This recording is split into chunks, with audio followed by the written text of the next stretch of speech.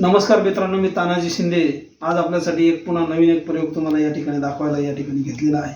तर आजचा जो प्रयोग आहे हा आहे फक्त काचेचा ग्लास आणि कागद आणि 1 रुपयाचं नाणं।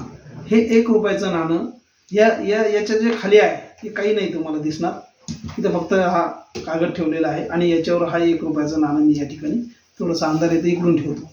हा 1 रुपयाचं नाणं तुम्हाला दिसत असेल। तर माझ्याकडे कोणतंही साहित्य नसताना मी काय करणार, फक्त माझ्याकडे हा हातरुमाल आहे आणि याच्यामध्ये पण काही नाही।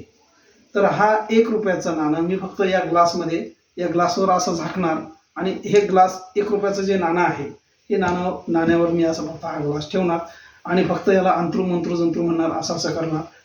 मंत्र जे आपले आहेत ते मंत्र म्हणणार, आब्राकडाब्रा अंतरू मंत्र छू असं म्हणणार आणि काय आश्चर्य पहा, याच्यावरचं 1 रुपयाचं जे नाणं आहे हे गायब झालेलं आहे।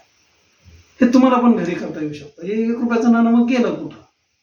तर आपण पुन्हा पाहूया। मी याच्यावर ह्या ग्लासवर पुन्हा असा रुमाल टाकणार आणि हे असं उचलल्यानंतर मी फक्त याला असं ठेवणार आणि काय आश्चर्य तुम्ही पाहत असाल तर याला फक्त अंतर्मंत्र जंत्र म्हटलं की 1 रुपयाचं नाणं जिथल्या तिथे येऊन जातं।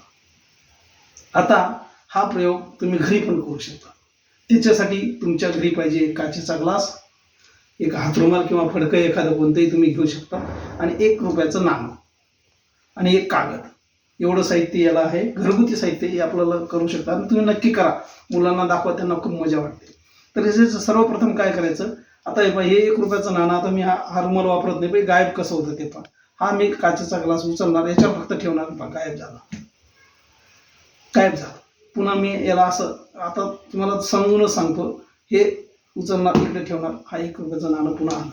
तर हे नाणं आपल्याला गायब कसं होतं ते मी तुम्हाला या ठिकाणी सांगणार आहे। तर सर्वप्रथम काय पाहिजे, तुमच्याकडे जो काचेचा ग्लास आहे, ह्या काचेच्या ग्लासाला जे तुम्ही खाली जो कागद वापरणार आहे, वेगवेगळ्या कलरचा पण असू शकतो, त्या कागदाचाच या काचेच्या ग्लासला हे लावून ठेवायचं असं।